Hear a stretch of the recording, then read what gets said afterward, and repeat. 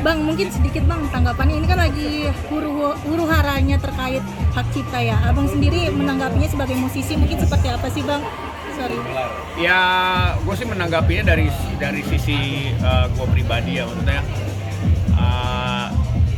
yang penting ini kan kita sebagai pencipta lagu ini punya hak yang memang worth it gitu. Jadi memang kalau memang misalkan ya gue harusnya nih dapatnya segini, ya itu sebenarnya sih kalau gue pribadi ya itu hak mereka.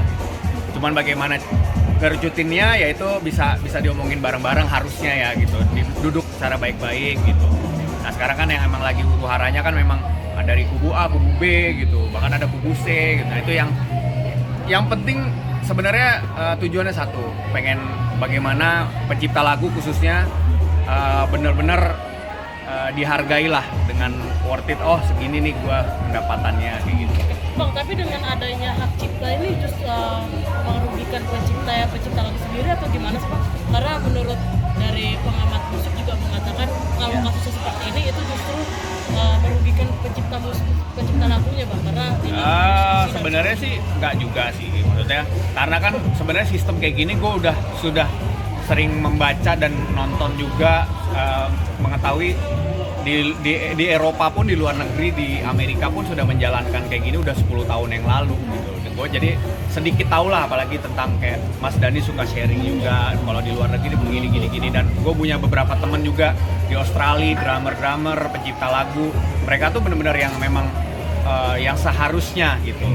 Jadi aku juga berharap ya di kita nih di Indonesia menerapkannya sih bisa sama gitu. Anggaplah Bang kasusnya kalau bisa saya putar antara Lesti dengan Bang Yoni Dores. Siapa? Yoni Dores. Yoni Dores. Adanya Dedi Dores. Ada lagi berarti menanggapinya seperti apa? Ini kan dia menyanyi di salah satu stasiun. Nah, bahkan sebagai pemusik juga menanggapinya harusnya Lesti yang izin ke penciptanya atau dari vendornya. Kalau setahu gue sih yang major aja ya mungkin satu si penyelenggara harus tektokan dengan si pencipta, tapi si penyanyi pun juga harus perlu nuwun ke penciptanya, itu aja sih. Tapi menurut Bang Iqbal sendiri apakah Dua-duanya. masalah ini kan sudah masuk proses hukum ya, sudah dilaporkan, masih bisa nggak?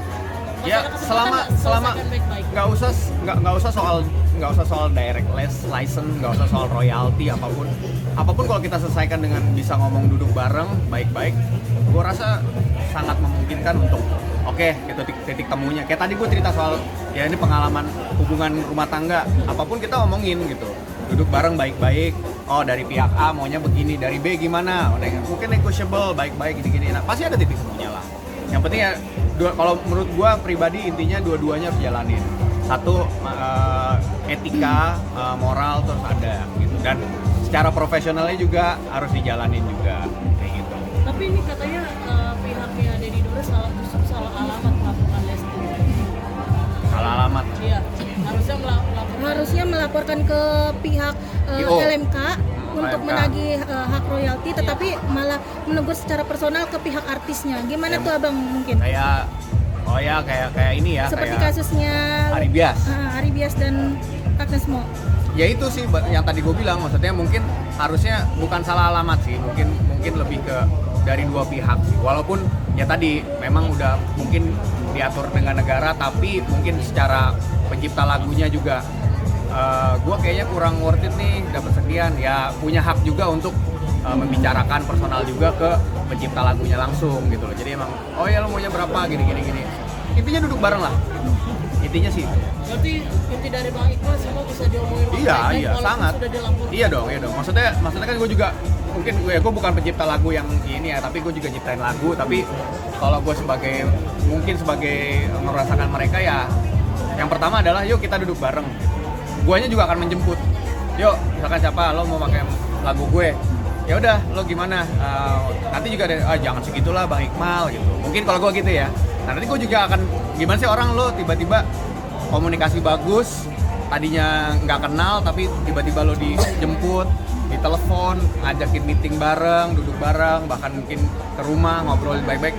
Toh juga jadi guanya juga akan luluh juga gitu. Jadi harus diomongin aja. Oke. Siap.